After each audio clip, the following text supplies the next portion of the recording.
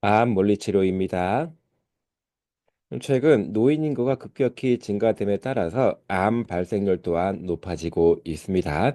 특히 전체 노인의 3분의 1 정도가 암인 것으로 판명이 되고 있고, 우리나라 사망 원인의 1위로서 암이 차지하고 있는 현실입니다. 암 때문에 생기는 여러 가지 문제도 있지만, 암을 치료하기 위한 방법들, 화학 치료라든가 방사선 치료 또는 수술 치료와 같이 이런 의학적인 처치법 때문에 생기는 또 다른 합병증들이 문제가 많이 되고 있습니다. 의학적인 발전에 따라서 암 환자의 5년 생존율은 점점 높아지고 있습니다. 5년 생존율이 높아진다라고 하는 얘기는 어느 정도 암의 영향에서 많이 벗어나고 있다는 뜻이라고 볼 수 있습니다. 그렇지만 암 때문에 또는 암 치료 때문에 생기는 여러 가지 합병증으로 인해서 일상생활 활동과 삶의 질이 많이 떨어지고 있습니다. 다시 말해서 근육이 약해지고 허파 기능, 호흡 기능이 떨어지고 피로감이 있고 통증이 있는 등의 여러 가지 문제가 발생하기 때문에 물리치료를 통해서 이런 것들을 잘 통제를 해서 삶의 질과 일상생활의 독립성을 높이는 것이 무엇보다도 중요한 문제가 되고 있습니다. 암은 대표적인 노인성 질환입니다. 노인들의 3분의 1 이상이 암으로 고통받고 있고, 그래서 치료가 많이 필요한 실정입니다. 특히 남자들 같은 경우에는 허파암에 문제가 많이 발생하고 있고, 또 여자들 같은 경우는 유방암이 많이 발생되고 있습니다. 이렇게 허파암이라든가 또 유방암 등 또 췌장암 등 암 종별에 따라서 여러 가지 다른 다양한 문제도 나타날 수가 있겠는데, 특히 허파암 같은 경우는 그 사망률이 굉장히 높은 암으로 보고가 되고 있습니다. 그래서 이거를 잘 관리할 수 있도록 하는 여러 가지 방법들 중에서 물리치료적인 방법이 그 침범적이지 않고 보존적인 방법으로 굉장히 중요하게 고려되고 있습니다. 우리나라에서 암 환자분들의 생존율은 꾸준히 높아지고 있습니다. 그래서 암을 특별한 질병이라고 보는 경우도 있지만, 장기간의 치료가 필요하기 때문에 하나의 만성 질환으로 인식되고 있는 것이 사실입니다. 특히 암이라고 하는 것이 절대적으로 유쾌한 병은 아닙니다. 그리고 암 치료가 상당히 견디기가 어려운 문제들이 많아서 여러 가지 신체적이고 심리적인 증상을 야기할 수가 있습니다. 더 큰 문제는 기능적인 장애를 많이 나타낼 수가 있기 때문에 이에 대한 적극적인 치료가 필요하다고 볼 수가 있습니다. 그래서 암 재활 또는 암 물리치료는 암 환자분들의 여러 가지 활동 독립성과 체력 증진 등 다양한 삶의 질을 회복하는 데 굉장히 효과적인 방법으로 알려져 있습니다. 암 물리치료는 수술 전, 그리고 후, 그리고 급성치료실, 요양원 등등 다양한 환경에서 적용될 수가 있습니다. 암 주치의뿐만 아니라 물리치료사, 작업치료사, 또는 직업상담사, 보조기사 등등 여러 가지 전문 분야의 사람들과 같이 협력적으로 일을 해야 할 수가 있습니다. 암은 진행 정도에 따라서 1기, 2기, 3기, 4기로 나눠질 수가 있습니다. 1기는 비교적 작은 암이라고 볼 수가 있겠고, 전이가 안 된, 그래서 수술로서 치료가 잘 될 수 있는 그런 암이라고 볼 수가 있습니다. 2기는 상대적으로 1기보다는 암 크기가 커지긴 했지만, 전체적으로 봤을 때는 아주 큰 암에 해당되지 않는 거라고 볼 수 있습니다. 그래서 흔히 초기암이라고도 말을 하고 있고, 전이가 안 되었기 때문에 1기와 마찬가지로 잘 관리하고 케어를 하게 되면 굉장히 회복이 어느 정도 될 수 있는 암이라고 볼 수 있겠고, 3기, 4기부터는 조금은 진행된 암으로 볼 수가 있습니다. 암 사이즈도 이제 크기도 좀 더 커졌고, 또 다른 주변 조직으로 전이가 됐을 가능성이 높기 때문에 상당히 치료에 대한 예후도 안 좋아질 수가 있습니다. 물론 이제 경우에 따라서는 관리가 잘 되는 경우도 있지만, 상당히 사기처럼 진행된 경우에는 그 관리가 잘 안 돼서 예후가 굉장히 안 좋은 경우도 있습니다. 특히 여러 신체 부위로 전이가 되었다라고 하면 상당히 치료 및 관리가 어려워지는 그런 암이라고 볼 수가 있습니다. 일반제 예방 개요입니다. 그래서 화학 치료, 방사선 치료, 수술 치료는 일반적으로 이제 암 치료에 보편적으로 하게 되는 그런 접근법이라고 볼 수가 있습니다. 암 치료라고 하는 거는 암의 크기를 줄이고 암을 제거하기 위해서 하는 것이지만 어느 정도의 부작용이 있을 수가 있습니다. 다시 말해서 암 자체적으로 올 수 있는 그런 문제도 있지만 암을 치료하기 위한 여러 가지 치료 방법들로 인해 생기는 부작용도 많이 나타나고 있습니다. 특히 통증이라든가 피로감, 아주 극심한 피로감이 있을 수가 있겠고, 근육이 손상을 받으면서 근력과 지구력이 떨어지는 경우도 있고, 신체 조직이 굉장히 뻣뻣해지면서 관절 운동 범위, 관절이 굳는 그런 상태가 나타날 수가 있습니다. 그리고 암 자체가 상당히 오래 진행되는 병이기 때문에 전반적인 환자분들의 상태를 떨어뜨리는, 그래서 유산소 능력을 떨어뜨리는 그런 결과를 초래하게 됩니다. 또 암 부위 또는 그 암 치료 방법에 따라서 림프 부종이 나타날 수가 있습니다. 림프 순환이 안 되는 것 때문에 신체가 아주 급격히 붓게 되는 그런 문제를 림프 부종이라고 볼 수가 있겠고, 특히 암으로 인해서 상당히 많은 불안증과 우울증 같이 정서적인 문제도 발생할 수가 있고, 또는 심한 경우에는 이게 전이로 인해서 생기는 문제 또는 암 재발로 인해서 생기는 문제도 나타날 수가 있습니다. 그래서 물리치료는 이러한 암 치료의 부작용을 감소시키고 회복하는 데 큰 도움이 된다고 말할 수 있습니다. 주요암 첫 번째는 유방암입니다. 여성암에서 가장 많이 나타나는 암 중에 하나가 유방암으로 볼 수가 있는데, 어떤 유전 물질의 변화에 따라서 유방 속 세포가 통제할 수 없을 만큼 폭발적으로 늘어나면서 자라면서 유방암이 시작이 됩니다. 간단하게는 이 덩어리로 만져질 수가 있겠고, 좀 더 심한 경우에는 이제 엑스레이 상에서 어떠한 커다랗게 자리 잡은 종양으로 나타나는 경우도 있습니다. 그 다음에는 부인과암입니다. 그래서 주로 여성 생殖기관에서 자궁 경부, 난소, 자궁 등 생殖기관에서 생기는 암을 우리는 통칭해서 부인과암이라고 말할 수가 있겠고, 생殖기계가 골반 안쪽에 위치하고 있기 때문에 부인과암은 주로 골반 안쪽에 있는 내부 장기의 문제를 이야기할 수가 있습니다. 다음은 뇌종양입니다. 뇌에 암덩어리가 퍼져 있는 것을 얘기합니다. 그래서 뇌 부위에 따라서 부위에 맞는 기능이 소실되는 신경학적인 합병증이 나타날 수가 있습니다. 특히 이제 다른 부위로 전이되는 경우가 더러 있어서 2차 암으로 발전되는 경우도 있을 수가 있습니다. 뇌 안쪽에 암덩어리가 자라면서 뇌압을 상승시켜서 오히려 뇌세포를 더 점진적으로 더 많이 파괴하는 경우가 있는데, 그런 경우에는 이제 좀 더 합병증 관리를 위해서 더 빠른 신속한 의학적인 처치가 필요할 수도 있습니다. 뇌가 망가지게 되면 전체적인 신경학적인 증상들이 나타날 수가 있어서 신경 기능 장애가 아주 심각하게지는 경우도 더러 있습니다. 다음은 두경부암입니다. 머리와 목 쪽에 있는 기관에서 발생하는 암이라고 볼 수 있겠고, 예를 들어서 갑상선암 또는 구강암 또는 침샘암처럼 목 쪽, 머리 안쪽에서 발생하는 암들을 통칭해서 얘기합니다. 일반적으로 여성보다는 남성에서 더 많이 나타나는 걸로 보고가 될 수 있고, 안쪽에 있는 암덩어리가 주로 머리 안쪽에 있는 거기 때문에 목의 움직임이라든가 턱 관절의 움직임 등 다양한 기능 장애를 초래할 수가 있습니다. 다음은 허파암입니다. 이 허파암은 기본적으로 호흡 기능과 관련되기 때문에 예후가 상당히 안 좋은 경우가 많습니다. 다시 말해서 사망률이 매우 높다고 볼 수가 있습니다. 대부분의 암들이 그 증상이 없이 나타나다가 증상을 보일 때쯤이면 사기로 이미 느지막이 진행된 그 단계에서 많이 나타나기 때문에 그런 경우에는 예후가 안 좋을 수밖에 없습니다. 특히 허파암 같은 경우는 호흡 기능과 아주 밀접한 관련이 있기 때문에 호흡 기능이 많이 떨어지면서 이제 사망에 이르게 되는 그런 경우도 많이 나타나고 있습니다. 특히 이제 허파의 어느 부위에서나 나타날 수가 있고 전반적인 호흡기계에 영향을 크게 미치게 됩니다. 다음은 식도암입니다.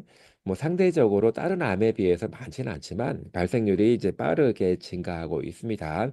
기본적으로 흡연이라든가 음주와 관련해서 많이 발생하는 걸로 나타나고 있고, 모든 다른 암과 마찬가지로 이제 초기에는 그 특별한 증상이 없다가 상당히 진행된 단계에서 증상을 보이는 경우가 있기 때문에 평상시에 이제 종합 검진을 통해서 미리미리 그 암을 검사해 볼 필요가 있습니다. 다음은 뼈암입니다. 뼈암은 뼈에 생기는 암으로서 종종 다른 기관에서부터 전이된 2차 암으로 이제 분류될 수가 있습니다. 대개 팔, 뼈 또는 다리뼈, 이제 골반뼈에서 가장 많이 나타나고 있습니다. 그렇지만 상대적으로 다른 암들에 비해서는 많지 않은 걸로 보고되고 있습니다. 다음은 혈액암입니다. 혈액암은 골수나 면역계통의 세포에서부터 시작되는 그런 암을 얘기합니다. 골수는 이제 뼈 안쪽에서 적혈구라든가 백혈구, 혈소판 등 이제 혈액의 구성 세포들을 이렇게 생산해주는 그런 기관을 볼 수가 있는데, 골수에 암이 발생하게 되면 혈액 성분에 이제 문제가 되면서 여러 가지 증상이 나타날 수가 있겠고, 특히 대표적으로 백혈병은 이제 백혈구가 과다하게 생성되는 그런 병이라고 볼 수가 있겠고, 대표적인 혈액암으로 분류될 수가 있습니다. 모든 연령대에서 나타날 수가 있는 것이 특징입니다. 암물리 치료의 평가 원리입니다. 첫 번째는 검진입니다. 검진은 암이나 암 치료에 어떤 영향이 몸에 나타날 수가 있는지를 평가하는 것을 이제 검진이라고 보고, 이 물리치료사 입장에서는 전체적인 몸 상태, 기능 또는 운동 능력, 일상생활 활동, 삶의 질 등등 전반적인 기능과 관련된 요소들을 면밀하게 평가하고 기록할 필요가 있습니다. 이를 바탕으로 해서 어떤 치료를 할지를 결정하기 위해서 장기 목표와 단기 목표를 설정하게 됩니다. 주로 장기 목표는 이제 기능 회복을 시키고 암 발병 이전으로 활동 수준을 복귀시키는 게 장기 목표이고, 그러기 위해서는 단기적으로 암 또는 암 치료의 합병증 그런 증상들을 떨어뜨리는 것이 단기 목표가 되겠습니다. 첫 번째는 병력입니다. 암 때문에 생기는 어떤 문제가 있는지 또는 암 치료의 합병증이 무엇인지를 환자 또는 보호자 입장에서 질의응답을 통해서 알아낼 필요가 있습니다.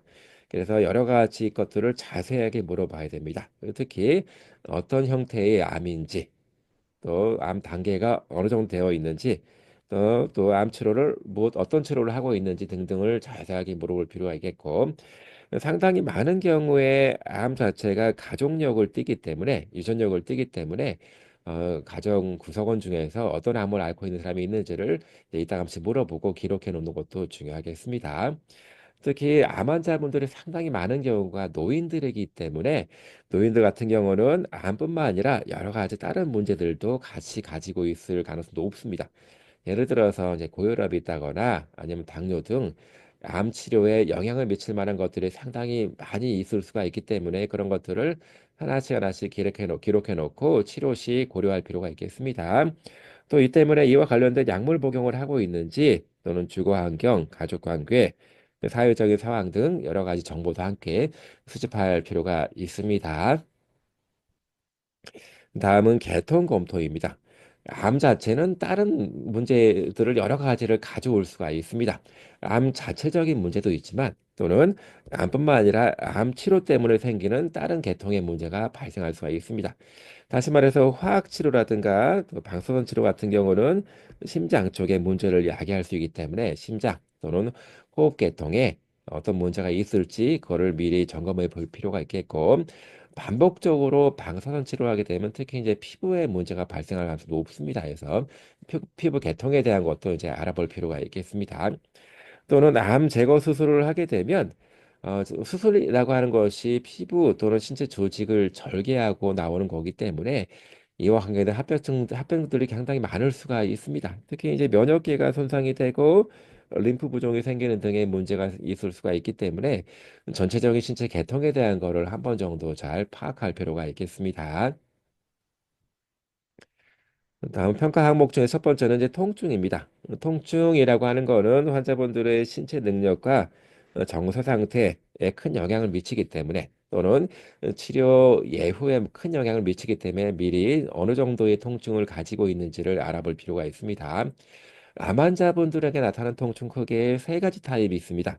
첫 번째는 암 자체적으로 관계된 통증이 있을 수가 있겠고, 또는 두 번째는 암 치료 때문에 그 합병증으로 신체 조직이 손상되면 나타나는 통증이 있겠고, 세 번째는 암과 관련이 없는 통증들도 있습니다. 노인들 같은 경우는 관절염 같은 경우는 누구나 다 가지고 있을 수가 있기 때문에 그런 이제 암이랑 관계염 통증이 많이 나타날 수가 있겠고 그래서 통증 정도, 통증 부위에 따라서 물리치료 방법이 살짝 달라질 수가 있어서 이에 대한 거를 좀 자세히 물어보고 평가해 놓아야 합니다. 그 다음에는 운동 능력과 기능 수준입니다. 암 종별, 암 묘형에 따라서 달라지는 건 아니고, 암이 있으면 기본적으로 근육이 망가지게 됩니다. 그리고 암 치료 때문에 관절이 많이 뻣뻣해질 수가 있어서 관절뿐만 아니라 근육 기능이 약해지는 것은 당연한 결과라고 볼 수가 있습니다. 그래서 나중에는 이게 신체 기능과 일상생활 활동 수준이 급격히 감소하게 됩니다. 그래서 어느 정도 움직일 수가 있겠고, 어느 정도의 기능을 가지고 있는지를 면밀하게 평가 놓아야 합니다. 기본적으로 여러 가지 방법들이 있는데 그 중에 하나가 이런 관련된 척도를 사용해서 어느 정도의 기능 수준인지를 평가하는 것들입니다. 뭐 설문지 형태로 되어 있는 평가 방법들도 있고 여기 이제 책에 나와 있는 것처럼 이 수행평 상태 척도라고 하는 거는 0등급에서부터 5등급까지로 되어 있고 등급이 높아질수록 기능이 더 안 좋아지는 겁니다. 0등급 같은 경우는 어느 정도 문제가 없어 보이는 등급을 0등급이라고 하고 4등급 같은 경우는 그 상태가 너무 안 좋아서 의존적으로 침대에서만 지낼 수밖에 없는 상태를 4등급 또는 5등급은 사망에 관계된 거를 5등급으로 이제 평가를 하고 있습니다. 그다음에는 근력과 근지구력입니다. 암 자체가 근육을 손상을 시킵니다. 그래서 관절과 근육 기능에 아주 큰 문제를 야기할 수가 있습니다. 예를 들어서 식도암 같은 경우는 체중을 떨어뜨리고 근육 감소, 운동 능력을 떨어뜨리는 아주 두드러진 암이라고 볼 수가 있겠고 또는 암 치료 때문에 오랫동안 병원에 입원하고 있어야 되기 때문에 활동 수준이 떨어져서 근육, 이제 몸을 많이 쓰지 않아서 생기는 근력 약화가 발생할 수가 있습니다. 또는 방사선 치료를 반복적으로 하게 되면 근육 조직이 상당히 뻣뻣해집니다. 여기서 섬유화라고 하는 거는 뻣뻣해지고 딱딱해지는 거를 섬유화라고 볼 수가 있겠고 그렇기 때문에 방사선 치료 자체가 근육 기능에 큰 영향을 미친다라고 볼 수가 있습니다. 또는 화학 치료 같은 경우는 말초 신경에 대한 문제를 야기할 수가 있어서 신경이 손상이 되면 근육에 대한 통제력을 잃게 되고 아울러서 근육이 약해지고 위축이 발생할 수가 있습니다. 이렇게 암 자체의 문제 또는 암 치료의 합병증 때문에 근력과 근지구력은 크게 떨어질 수가 있습니다. 특히 근력과 근지구력은 기능 수준에 아주 밀접한 관계가 있기 때문에 반드시 선행적으로 평가가 되어야 합니다. 다음은 관절 운동 범위입니다. 관절이 굳어 있는지, 잘 움직이는지, 뻣뻣한지를 평가하는 것입니다. 방사선 치료 같은 경우는 피부뿐만 아니라 관절, 근육, 관절 안쪽에는 막들을 되게 뻣뻣하게 만들어 주기 때문에 전체적인 신체 조직을 섬유화시켜 버립니다. 그래서 근육뿐만 아니라 관절의 움직임에도 영향을 많이 미칠 수가 있겠고 수술은 제 절개를 하고 들어가고 봉합을 다시 한 거기 때문에 조직 자체를 직접적으로 손상을 일으킵니다. 또 이 손상이 회복되는 상태에서 조직이 섬유화가 초래되고 상처가 생기면서 관절의 유연성은 많이 떨어지게 됩니다. 그래서 이런 관절의 움직임 범위 또한 신체 기능과 밀접하게 관련되기 때문에 근력과 더불어서 필수적으로 평가를 하여야 합니다. 다음은 유산소 능력입니다. 암 환자분들이 가장 크게 느끼는 암 치료의 합병증은 피로감입니다. 물론 이제 다른 합병증들도 많지만 이 피로감 때문에 활동을 오랫동안 하기가 어려워집니다. 특히 이런 피로감은 유산소 능력이랑 굉장히 중요하게 관련이 됩니다. 다시 말해서 유산소 능력이 떨어지게 되면 운동 감내력이 떨어지고 심폐지구력이 떨어지면서 오랫동안 활동할 수 없게 됩니다. 특히 허파암이라든가 두경부암 같은 경우는 허파 기능, 폐 기능에 직접적으로 영향을 미칠 수가 있어서 유산소 능력을 떨어뜨리는 아주 주요 원인이 되기도 합니다. 이런 경우에 반드시 허파 기능 검사를 같이 겸해서 시행할 필요가 있습니다. 다음은 피로감입니다. 암 치료의 형태에 따라서 뭐 달라지는 것이 아니라 모든 암 치료는 극심한 피로감을 초래합니다. 아무래도 이제 몸이 많이 피곤하게 되면 극심하게 피곤하기 때문에 신체적으로 거동하는 게 상당히 어려워질 수가 있겠고 전체적인 기능 수준이 뚝 떨어질 수밖에 없습니다. 그래서 암 환자분들의 피로감이 항상 극심하지는 않고요. 어느 정도 뭐 상태가 좋을 때가 있고 아주 더 심하게 피곤할 때가 있습니다. 그래서 이러한 운동에 대한 것도 굉장히 많이 중요하게 고려해야 되는데 피로감이 덜한 그런 시간을 골라서 이제 운동을 하는 것이 좋겠습니다. 이런 피로감은 이제 암 치료 전이라든가 암 치료 중이라든가 암 치료 후 또는 전체적인 암 치료가 다 끝난 지 한참 뒤에까지 남아 있을 수가 있기 때문에 물리치료사는 이게 피로감에 대한 거를 굉장히 중요하게 다뤄야 합니다.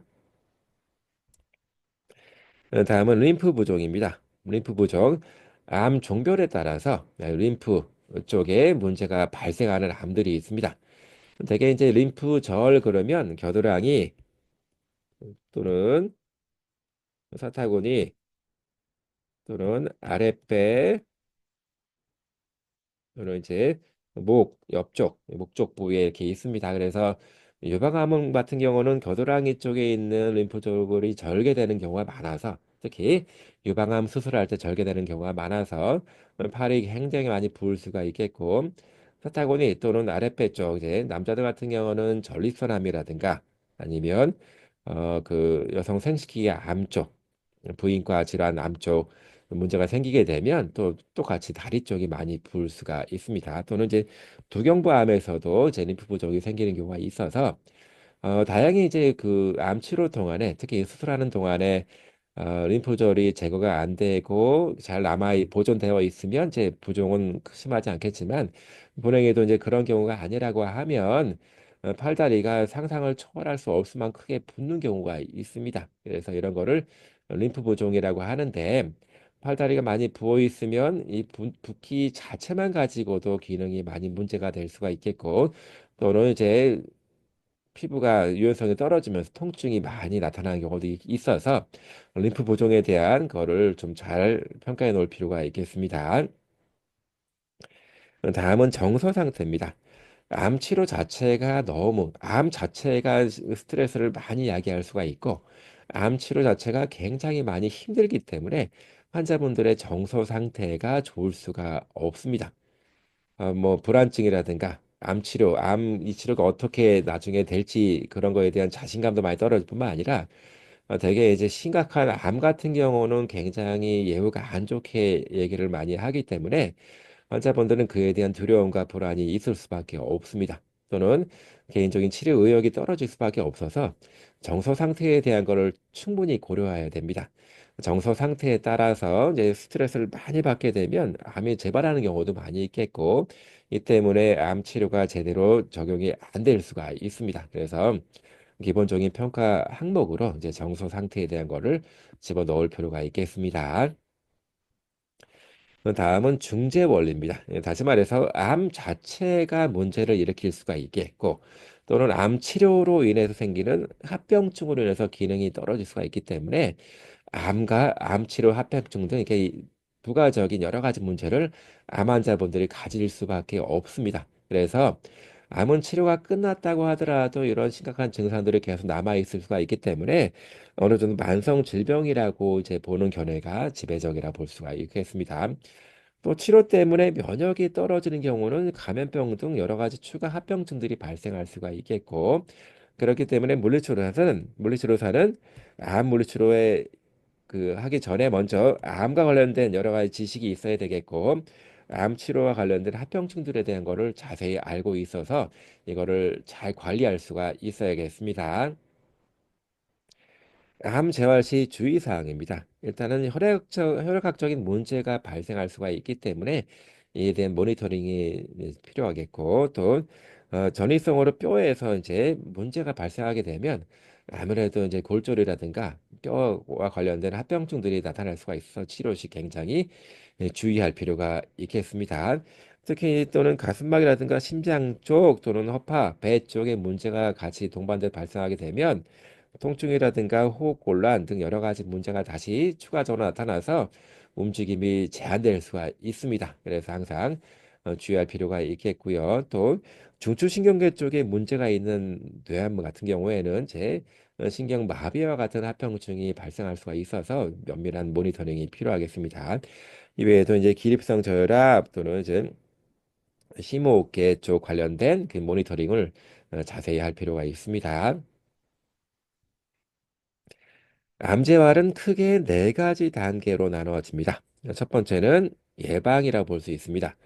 암이 생긴 거는 어쩔 수가 없지만 암을 통해서 나타날 수 있는 여러 가지 합병증들을 관리만 잘해주면 암이 있다라고 하더라도 또는 암을 다 치료한다고 하더라도 치료한 이후에라도 기능 장애를 예방할 수가 있습니다. 그래서 선행적으로 기능 장애가 발생하지 않도록 미리 예방해 주는 단계가 우리는 예방 단계라고 볼 수가 있겠고, 두 번째는 이제 보건 재활입니다. 보건 재활이라고 하는 거는 암 때문에 또는 암 치료 때문에 기능 장애가 발생을 하였습니다.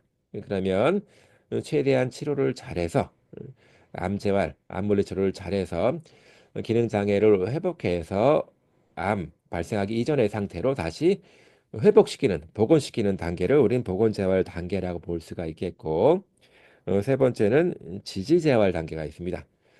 암 때문에 또는 암 치료 때문에 회복이 안 될 만큼 기능 장애가 생겼다라고 가정을 하게 되면 기능 장애가 더 나빠지지 않도록 최대한 막아주는 그런 역할을 하는 단계가 지지대활 단계라고 볼 수가 있습니다. 그리고 완화 재활이라고 하는 거는 더 이상 이제 암 치료를 통해서 암의 회복을 기대하기가 어려운 경우에 뭐 예를 들어서 이제 호스피스 병원에 있는 말기 암 환자들 같은 경우는 이제 더 이상 회복되기가 어렵다고 생각이 될 때 암과 관련된 여러 가지 합병증들을 잘 관리해주고 즉 예를 들어서 욕창, 구축, 근육 기능을 잘 유지 관리해서 최소화시키고 이제 통증을 조절해서 편안하게 여생을 보낼 수 있도록 해주는 거 또는 이제 가족을 정서적으로 지원해주는 여러 역할까지 포함해서 이거를 다 완화 재활이라고 합니다. 물리치료는 예방 단계, 보건 재활 단계, 지지 재활 단계 또는 네 번째 완화 재활 단계 모두에서 아주 적극적으로 활용될 수가 있겠습니다. 암 물리치료는 이제 물리치료를 통해서 암을 치료하는 것이 아닙니다. 암 때문에 생기는 여러 합병증들, 여러 가지 문제들, 동반 질병들 또는 암 치료에 의해서 발생할 수 있는 합병증들을 잘 관리해서 기능적인 문제를 해결해 주기 위해서 시행하는 것이다. 라고 볼 수가 있습니다. 그렇기 때문에 환자의 나이를 잘 고려를 해야 되고, 그리고 암이 몇 기 정도 단계에 있는지, 1기인지, 2기인지, 뭐 3기인지, 4기인지, 또는 암이 어떤 유형인지, 동반 질병은 무엇이고 건강 수준, 교육 정도 등 관련 여러 가지 요소들을 잘 고려해서 구성을 해야 될 필요가 있습니다.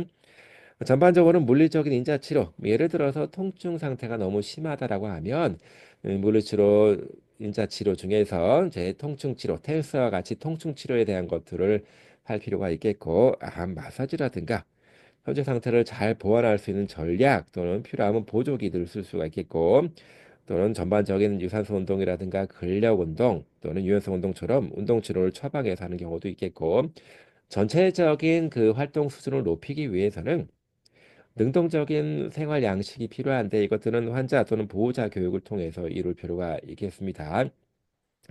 가장 중요한 것 중에 하나는 환자의 상태가 암 진행 정도 그리고 개인적인 개별적인 건강 수준에 따라 다를 수 있기 때문에 물리치료는 환자별로 반드시 개별화시켜서 개별적인 프로그램을 통해서 적용할 필요가 있겠습니다. 이제 물리적 인자치료입니다. 전체적인 통증, 부종, 근육, 관절 구축 등 근육뼈대의 문제를 또는 신경계의 문제를 치료하기 위해서 하는 것이 인자치료라고 볼 수가 있겠고, 전기 자극 치료 같은 경우는 그 근육의 힘이 뭐 신경 마비가 있거나 또는 근육의 힘이 많이 떨어져 있는 경우에는 외부의 전기 자극을 통해서 근육을 자극해서 힘줄 수 있도록 만들어주는 치료라고 볼 수가 있겠습니다. 통증이 심한 경우는 열치료 또는 냉치료를 통해서 관리할 수가 있겠습니다. 또 초음파 치료 또는 단파 초월 치료 같은 경우는 주로 이제 아주 신체 깊은 부위에 열 치료를 해서 조직을 이완시키고 통증을 치료하는 거기 때문에 상당히 많은 책에서는 금기증처럼 많이 하면 안 되는 것처럼 많이 설명되고 있지만 이제 물렁 조직, 이제 근육이라든가 피부, 관절이 너무 심하게 뻣뻣하게 굳어 있는 경우에는 아주 심부 투여 치료가 효과를 볼 수가 있기 때문에 다른 이제 물리치료 방법들과 아주 같이 함께 사용되는 경우도 있습니다. 이럴 때는 많이 주의가 필요하겠습니다. 그리고 최근에는 고주파 온열 암 치료를 통해서 암 자체를 치료해주는 방법들도 많이 도입돼서 사용이 되고 있습니다. 다음 마사지입니다. 마사지는 실제로 이제 손의 접촉을 통해서 그 힘을 압력을 전달해서 치료하는 방법이라고 볼 수가 있습니다. 사람이 손길이 주는 이제 진정 효과만큼 큰 이점이 있는 치료가 없다고 볼 수가 있습니다. 다시 말해서 접촉을 통해서만도 이제 치료에 대한 효과가 아주 크다고 볼 수가 있겠고 발통점이라고 하는 거는 근육이 심하게 뭉쳐서 통증을 계속적으로 유발하는 그 지점을 발통점이라고 하겠고 이런 마사지라든가 이런 발통점을 이완시키는 여러 가지 치료 방법들도 고안되어져 있습니다. 그런 방법 중에 하나가 이제 근막, 이완술, 근육이 접쳐 있거나 발통점이 있는 근막들을 풀어주는 그런 방법이라고 볼 수가 있습니다. 또 제 임파 부종이 심한 경우에는 맨손 림프백에서 에메뉴얼 림프 드레이네이지에서 약자로 MLD로 이렇게 많이 쓰고 있습니다.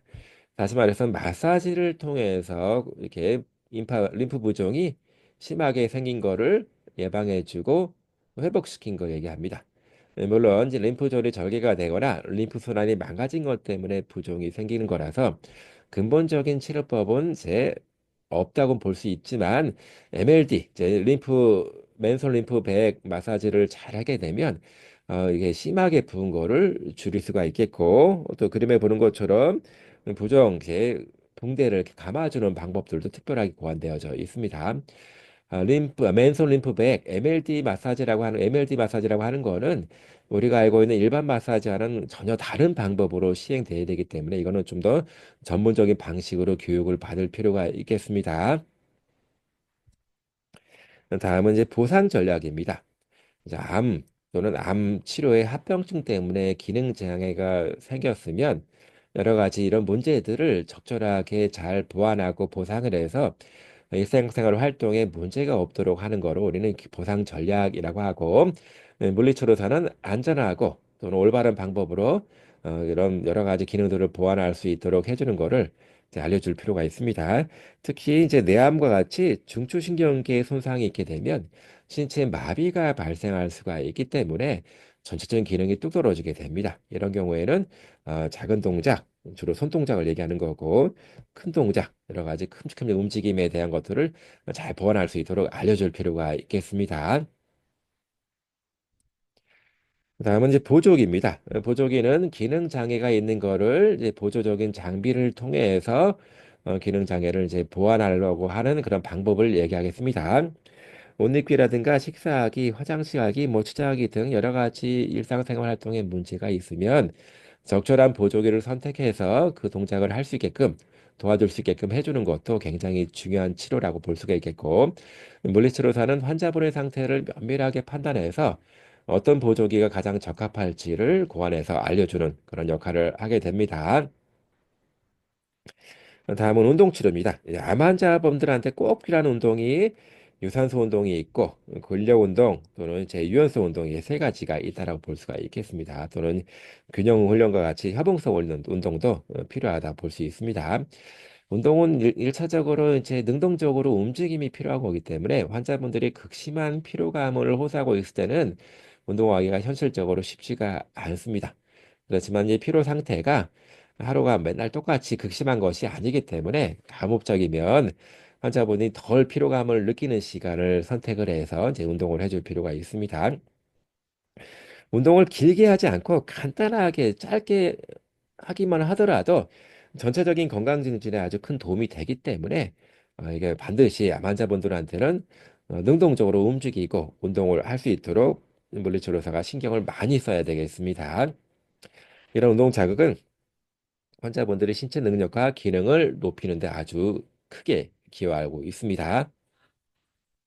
아, 특히 암 치료의 합병증이 암 치료가 다 끝난 이후에도 나중에까지도 남아있을 수가 있기 때문에 유산소 운동은 반드시 지속적으로 할 필요가 있습니다. 화학 치료 후에는 피로감이 아주 극심해질 수가 있겠고 통증이 심해지거나 구역질이 나는 등 여러 가지 신체적인 그 문제가 발생할 수가 있는데 유산소 운동을 꾸준하게 하게 되면 이러한 부작용을 줄이는 데 매우 효과적일 수가 있습니다. 또 저항 운동은 제 암 자체가 근육의 문제를 야기시킬 수가 있기 때문에 근력과 근지구력을 높일 수 있는 저항 운동은 반드시 시행할 필요가 있겠고 저항 운동 자체는 부작용 없이 근육이 소진되는 암 환자들한테 반드시 필요하다고 볼 수가 있습니다. 더러 림프 부종이 심해서 근육 운동을 하게 되면 더 많이 부을 수가 있겠다라고 이렇게 사람들이 생각을 많이 하고 있는데 그런 거에 대한 근거는 없고 오히려 운동을 많이 하게 되면 붓기가 떨어지는 그런 증상이 완화되는 그런 상태가 나타날 수가 있습니다. 요약입니다. 암 환자의 고령화와 삶의 질에 대한 관심이 커지면서 물리치료 평가와 중재 필요성에 대한 것들이 크게 관심받고 있습니다. 물리치료는 암 환자들의 신체 기능, 일상생활 활동, 그리고 삶의 질을 개선하는 데 아주 중요한 역할을 하고 있습니다. 그래서 암재활, 암물리치료는 암 환자의 전 주기에 걸쳐서 계획되고 적용되어져야 합니다. 이 때문에 물리치료사는 암에 대한 또는 암 치료에 관한 전문성 그리고 식견이 필요하다고 말할 수가 있겠습니다.